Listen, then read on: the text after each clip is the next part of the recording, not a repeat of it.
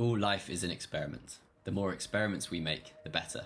In this week's newsletter, which I shared yesterday to the collectingdots.club community, I shared some of my thinking around experimentation and how we should think in experiments with our own lives.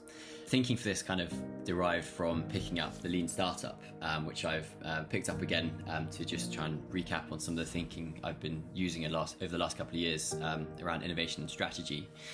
It's seen of one of the central themes, central books of a lot of the startup world, and I know many startups credit and now large companies credit their success to the thinking and the experimentation methodologies that exist within it.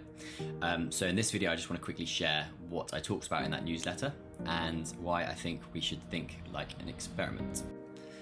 So although Lean Startup is the latest iteration of this kind of thinking, it actually derives from the scientific method and some thinking that actually came about in the 1990s, discovery-driven planning, which came from some researchers from Wharton Business School.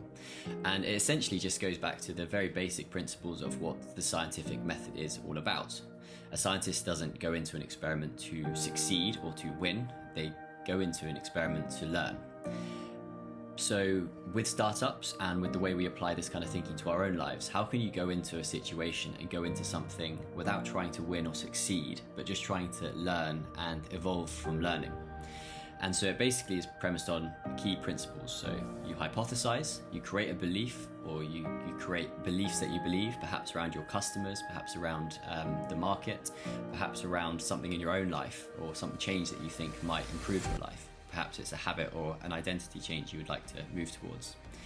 Then you run an experiment and you think about what you could do to test this idea. If it's a hypothesis you have around your customer, perhaps you can write down a few different ways that you can test that. Perhaps it's interviewing them or finding out a bit more about them. Or if it's to do with the market, it's maybe doing some viability studies. What in the market is happening right now?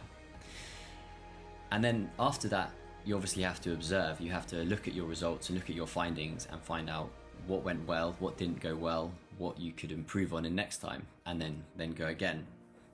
And I think this mindset is brilliant for startups to think about, and it's what I really strongly believe in when I'm consulting with companies and scaling companies.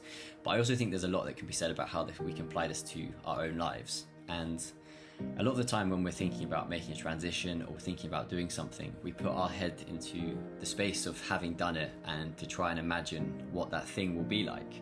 Likewise, when we come up with a new idea, when we come up with a new idea, we try and think about how that idea will look when it succeeds or when we get to the end result. We forget that actually nothing turns out as you expect, and everything is about just learning and iterating and gradually improving to get to that point. And maybe think about how you can apply this kind of experimentation mindset to your life and to your business. How can you go into a situation thinking, I'm just here to learn, I'm just here to try and understand. I'm not here to win, I'm not here to succeed. And I think in doing that, it can bring us a lot more mindful understanding of what we're trying to do. It can balance our ambition, and it can actually get to the results much quicker. The learnings much quicker, and the results will be much more sustainable, much more infinite when they actually come.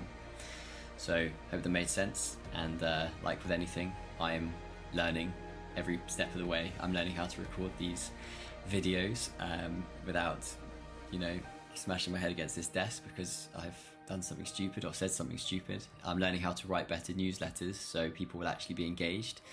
I'm changing my mindset around how I share my newsletter, what's included in it, what's more valuable to people, what I think is more interesting.